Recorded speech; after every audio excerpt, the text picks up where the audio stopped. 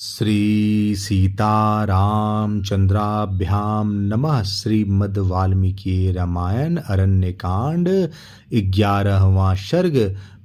पंचाप्सर तीर्थ एवं मांडकर्णी मुनि की कथा। विभिन्न स्थानों में घूमकर श्री राम आदि का सुतीक्ष्ण के आश्रम में जाना, वहाँ कुछ काल तक रहकर उनकी आज्ञा से अगस्त के भाई तथा अगस्त के आश्रम पर जाना तथा अगस्त के प्रभाव का वर्णन। तदंतर आगे आगे श्री राम चले। बीच में परम सुंदरी सीता चल रही थी और उनके पीछे हाथ में धनुष लिए लक्ष्मण चलने लगे। सीता के साथ वे दोनों भाई भांति भांति के पर्वतीय शिखरों, वनों तथा नाना प्रकार की रमणीय नदियों को देखते हुए अग्रसर होने लगे। उन्होंने देखा कहीं नदियों के तटों पर सारस और चक्रवाक विचर रहे हैं और कहीं खिले हुए कमलों और जलचर पक्षियों से युक्त सरोवर शोभा पाते हैं। कहीं चितकबरे मृग युद्ध बांधे चले जा रहे थे, कहीं बड़े बड़े सिंग वाले मदमत भैंसे तथा बढ़े हुए दांत वाले जंगली शुअर और वृक्षों के वैरी दांतार हाथी दिखाई देते थे।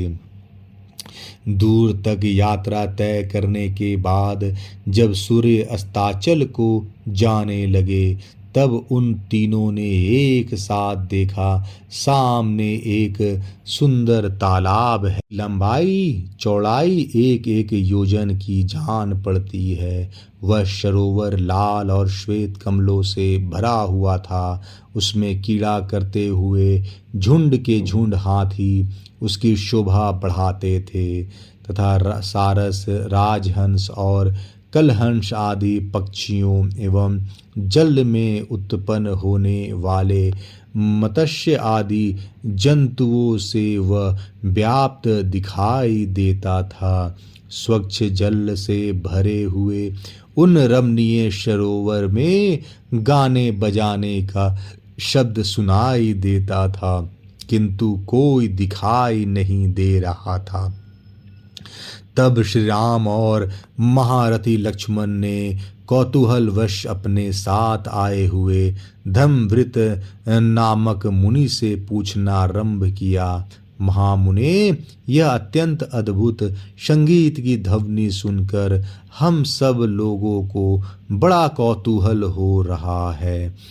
यह क्या है, इसे अच्छी तरह बताइए।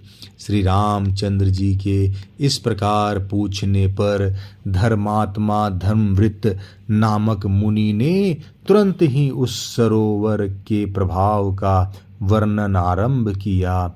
श्री राम, यह पंचाप्सर नामक सरोवर है जो सर्वदा अगाध जल से भरा रहता है। मांडकर्णी नामक मुनि ने अपने तप के द्वारा इसका निर्माण किया था। महामुनि मांडकर्णी ने एक जलाशय में रहकर केवल वायु का आहार करते हुए 10 सहस्त्र वर्षों तक तीव्र तपस्या की थी। उस समय अग्नि आदि सब देवता उनके तप से अत्यंत व्यथित हो उठे और आपस में मिलकर वे सब के सब इस प्रकार कहने लगे। जान पड़ता है ये मुनि हम लोगों से किसी के स्थान को लेना चाहते हैं। ऐसा सोचकर वे सब देवता वहाँ मन ही मन उद्विग्न हो उठे। तब उनकी तपस्या में विघ्न डालने के लिए संपूर्ण देवताओं ने 5 प्रधान अप्सराओं को नियुक्त किया, जिनकी अंग कांति विद्युत के समान चंचल थी। तदंतर जिन्होंने लौकिक एवं पारलौकिक धर्माधर्म का ज्ञान प्राप्त कर लिया था, उन मुनि को उन 5 अप्सराओं ने देवताओं का कार्य सिद्ध करने के लिए काम के अधीन कर दिया। मुनि की पत्नी बनी हुई वे ही 5 अप्सराएं यहाँ रहती हैं।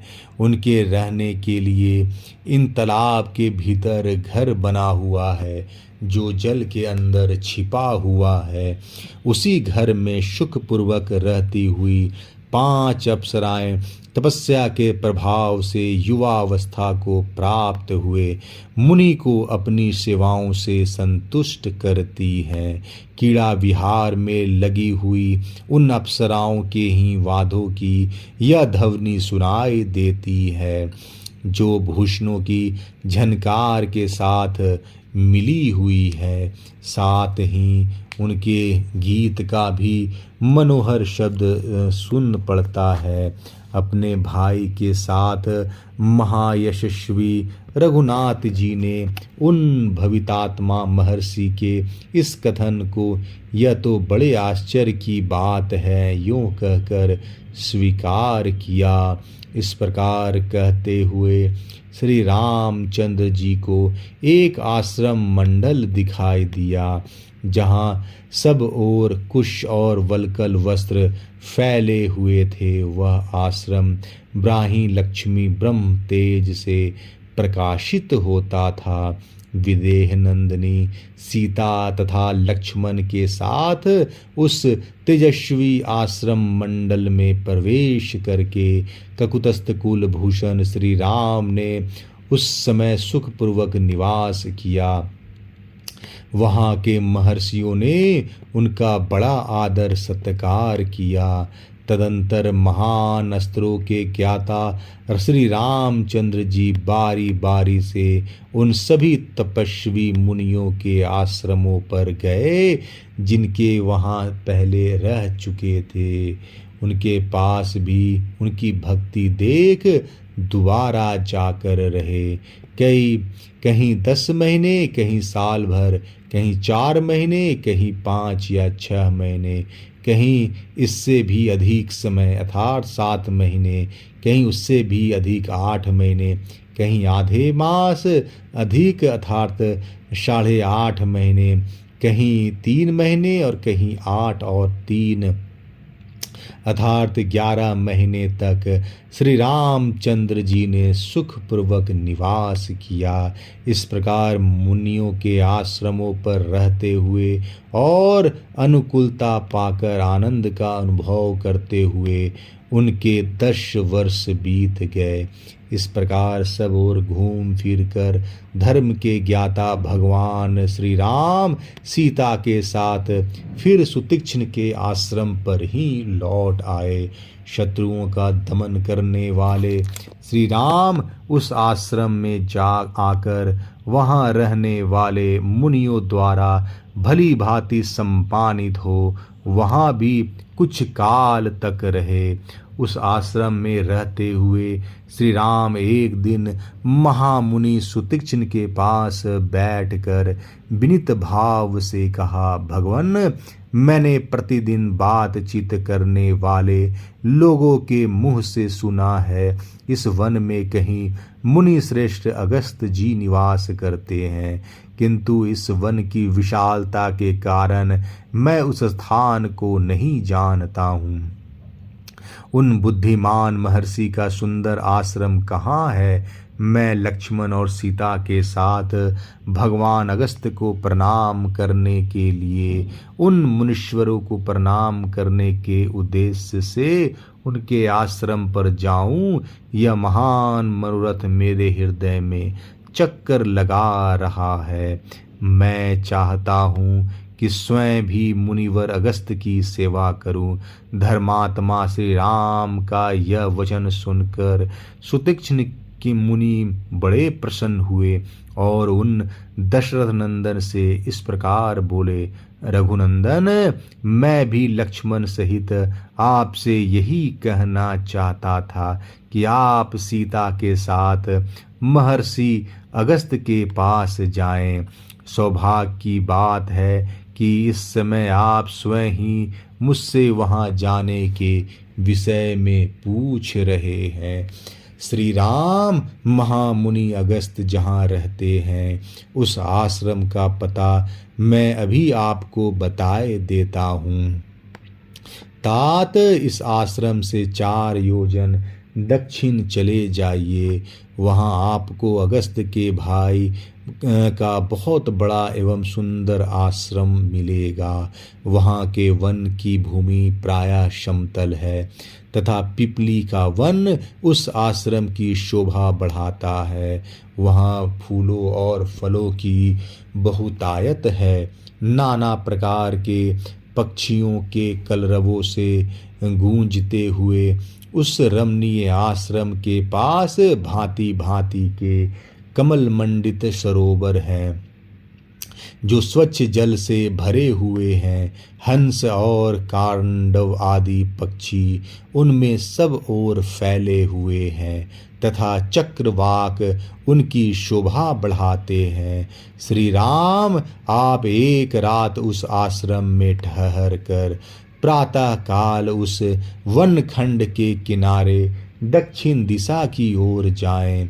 इस प्रकार 1 योजन आगे जाने पर अनेकानेक वृक्षों से सुशोभित वन के रमणीय भाग में अगस्त मुनि का आश्रम मिलेगा। वहाँ विदेह नंदिनी सीता और लक्ष्मण आपके साथ सानंद विचरण करेंगे, क्योंकि बहुसंख्यक वृक्षों से सुशोभित वह वन प्रांत बड़ा ही रमणीय है। महामते, यदि आपने महामुनि अगस्त के दर्शन का निश्चित विचार कर लिया है तो आज ही वहाँ की यात्रा करने का भी निश्चय करें। मुनि का यह वचन सुनकर भाई शहीद श्री रामचंद्र जी ने उन्हें प्रणाम किया और सीता तथा लक्ष्मण के साथ अगस्त जी के आश्रम की ओर चल दिए। मार्ग में मिले हुए विचित्र विचित्र वनों, मेघमाला के समान पर्वतमालाओं, सरोवरों और सरिताओं को देखते हुए वे आगे बढ़ते गए।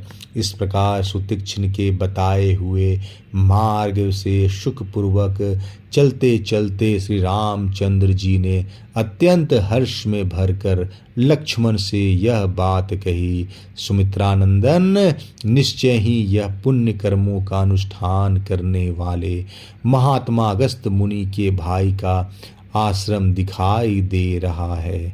क्योंकि सुतीक्ष्ण जी ने जैसा बतलाया था उसके अनुसार इस वन के मार्ग में फूलों और फलों के भार से झुके हुए सहस्त्रों परिचय वृक्ष शोभा पा रहे हैं। इस वन में पकी हुई पिपलियों की यह गंध वायु से प्रेरित होकर सहसा इधर आई है, जिससे कटु रस का उदय हो रहा है। यहाँ तहाँ लकड़ियों का ढेर लगे दिखाई देते हैं और वैदुर मणि के समान रंग वाले कुछ कटे हुए दृष्टिगोचर होते हैं। यह देखो, जंगल के बीच में आश्रम की अग्नि का धुआं उठता दिखाई दे रहा है, जिसका अग्रभाग काले मेघों के ऊपरी भाग सा प्रतीत होता है। यहाँ के एकांत एवं पवित्र तीर्थों में स्नान करने आए हुए ब्राह्मण स्वयं चुनकर लाए हुए फूलों से देवताओं के लिए पुष्पहार अर्पित करते हैं। सौम्य, मैंने सुतीक्ष्ण जी का कथन जैसा सुना था उसके अनुसार यह निश्चय ही अगस्त जी के भाई का आश्रम होगा। इन्हीं के भाई पूर्णकर्मा अगस्त जी ने समस्त लोगों के हित के कामना से मृत्यु स्वरूप वातापी और इलवल का वेग पूर्वक दमन करके इस दक्षिण दिशा को शरण लेने के लिए योग्य बना दिया। एक समय की बात है, यहाँ क्रूर स्वभाव वाली वातापी और इलवल ये दोनों भाई एक साथ रहते थे। वे दोनों महान असुर ब्राह्मणों की हत्या करने वाले थे। निर्दयी इलवल ब्राह्मण का रूप धारण करके धारण कर संस्कृत बोलता हुआ जाता और श्राद्ध के लिए ब्राह्मणों को निमंत्रण दे आता था। फिर मेष जीव शाक का रूप धारण करने वाले अपने भाई वातापी का संस्कार करके श्राद्ध कल्पोक्त विधि से ब्राह्मणों को खिला देता था। वे ब्राह्मण जब भोजन कर लेते तब इलवल उच्च स्वर से बोलता, वातापे निकलो। भाई की बात सुनकर वातापी भेड़े के समान मैं करता हुआ उन ब्राह्मणों के पेट फाड़ फाड़ कर निकल आता था। इस प्रकार इच्छानुसार रूप धारण करने वाले उन मांस भक्षी असुरों ने प्रतिदिन मिलकर सहस्त्र ब्राह्मणों का विनाश कर डाला। उस समय देवताओं की प्रार्थना से महर्षि अगस्त्य ने श्राद्ध में शाक रूपधारी उस महान असुर को जानबूझकर भक्षण किया। तदंतर श्राद्ध कर्म संपन्न हो गया। ऐसा कहकर ब्राह्मणों के हाथ में नेजन का जल दे इनवन ने भाई को संबोधित करके कहा, निकलो।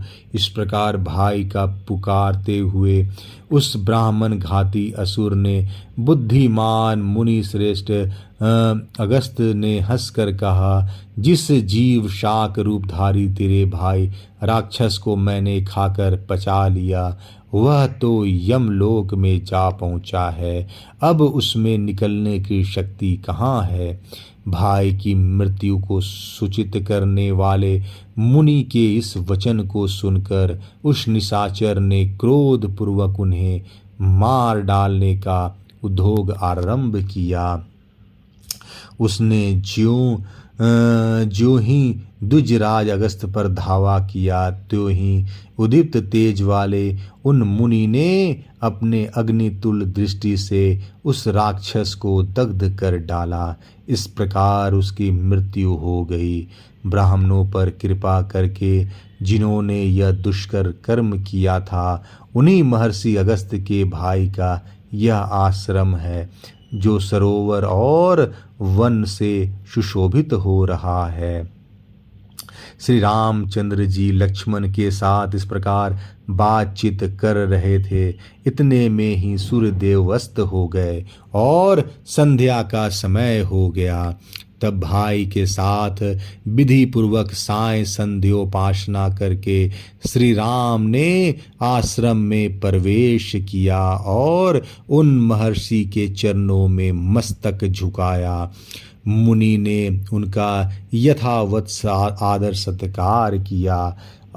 सीता और लक्ष्मण सहित श्री राम वहाँ फल मूल खाकर एक रात उस आश्रम में रहे।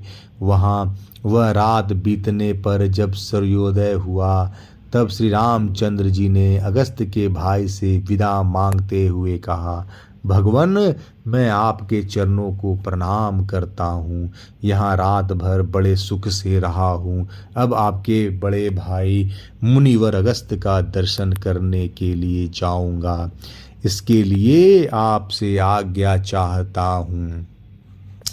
तब महर्षि ने कहा, बहुत अच्छा, जाइए। इस प्रकार महर्षि की आज्ञा पाकर भगवान श्री राम सुतीक्ष्ण के बताए हुए मार्ग से वन की शोभा देखते हुए आगे चले। श्री राम ने वहाँ मार्ग में निवार, जलकदम, कटहल, शाखू, अशोक, दिनेश, चिरी, बिल्व, महुआ, वेल, तेंदु और तथा और भी सैकड़ों जंगली वृक्ष देखे जो फूलों से भरे थे तथा खिली हुई लताओं से परिवेष्टित हो बड़े शोभा पा रहे थे। उनमें से कई वृक्षों को हाथियों ने अपने सूंडों से तोड़कर मसल डाला था और बहुत से वृक्षों पर बैठे हुए बानर उनकी शोभा बढ़ाते थे। सैकड़ों मत वाले पक्षी उनकी डालियों पर चहक रहे थे। उस समय कमल नयन श्री राम अपने पीछे पीछे आते हुए शोभा वर्धक वीर लक्ष्मण से, जो उनके निकट ही थे, इस प्रकार बोले। यहाँ के वृक्षों के पत्ते जैसे सुने गए थे वैसे ही चिकने दिखाई देते हैं, तथा पशु और पक्षी क्षमाशील एवं शांत हैं। इससे जान पड़ता है इन भावितात्मा शुद्ध अंतःकरण वाले महर्षि अगस्त्य का आश्रम यहाँ से अधिक दूर नहीं है। जो अपने कर्म से ही संसार में अगस्त्य के नाम से विख्यात हुए हैं, उन्हीं का यह आश्रम दिखाई देता है, जो थके मांदे पातिकों की थकावट को दूर करने वाला है। इस आश्रम के वन यज्ञ याग संबंधी अधिक धूमों से व्याप्त है। चीर वस्त्रों की पंक्तियां इसकी शोभा बढ़ाती है। यहाँ के मृगों की झुंड सदा शांत रहते हैं, तथा इन आश्रम में नाना प्रकार के पक्षियों के कलरव गूंजते रहते हैं। जिन पुण्य कर्मा महर्षि अगस्त्य ने समस्त लोकों की हित कामना से मृत्यु स्वरूप राक्षसों का वेग पूर्वक दमन करके इस दक्षिण दिशा को शरण लेने के योग्य बना दिया, तथा जिनके प्रभाव से राक्षस इन दक्षिण दिशा को केवल दूर से भयभीत होकर देखते हैं, इसका उपभोग भी नहीं करते, उन्हीं का यह आश्रम है। पुण्यकर्मा महर्षि अगस्त्य ने जब से इन दिशा में पदार्पण किया है, तब से यहाँ के निशाचर वैर रहित और शांत हो गए हैं। भगवान अगस्त्य की महिमा से इन आश्रम के आसपास निर्वैरता आदि गुणों के संपादन में समर्थ तथा क्रूर कर्मा राक्षसों के लिए दुर्जय होने के कारण यह संपूर्ण दिशा नाम से भी तीनों लोकों में दक्षिणा ही कहलाई, इसी नाम से विख्यात हुई, तथा इसे अगस्त्य की दिशा भी कहते हैं। एक बार पर्वत श्रेष्ठ विंध्य सूर्य का मार्ग रोकने के लिए बढ़ा था, किंतु महर्षि अगस्त्य के कहने से वह नम्र हो गया। तब से आज तक निरंतर उनके आदेश का पालन करता हुआ वह कभी नहीं बढ़ता। वे दीर्घायु महात्मा है। उनका कर्म समुद्र शोषण आदि कार्य तीनों लोकों में विख्यात है। उन्हीं अगस्त्य का यह शोभा संपन्न आश्रम है, जो विनित मृगों से सेवित है। ये महात्मा अगस्त्य जी संपूर्ण लोकों के द्वारा पूजित एवं तथा सदा सज्जनों के हित में लगे रहने वाले हैं। अपने पास आए हुए हम लोगों को वे अपने आशीर्वाद से कल्याण के भागी बनाएंगे। सेवा करने में समर्थ सौम्य लक्ष्मण यहाँ रहकर मैं उन महामुनि अगस्त्य की आराधना करूँगा और वनवास के शेष दिन यहीं रहकर बिताऊँगा। देवता, गंधर्व, सिद्ध और महर्षि यहाँ नियमित आहार करने हेतु सदा अगस्त्य मुनि की उपासना करते हैं। ये ऐसे प्रभावशाली मुनि हैं कि इनके आश्रम में कोई झूठ बोलने वाला, क्रूर, शठ, नृशंस अथवा पापाचारी मनुष्य जीवित नहीं रह सकता। यहाँ धर्म की आराधना करने के लिए देवता, यक्ष, नाग और पक्षी नियमित आहार करते हुए निवास करते हैं। इन आश्रम पर अपने शरीरों को त्याग कर अनेकानेक सिद्ध महात्मा महर्षि नूतन शरीर के साथ सूर्य तुल्य तेजस्वी विमानों द्वारा स्वर्गलोक को प्राप्त हुए हैं। यहाँ सत्य कर्म परायण प्राणियों द्वारा आराधित हुए देवता उन्हें यक्षत्व, अमृतत्व तथा नाना प्रकार के राज्य प्रदान करते हैं। सुमित्रानंदन, अब हम लोग आश्रम पर आ पहुँचे।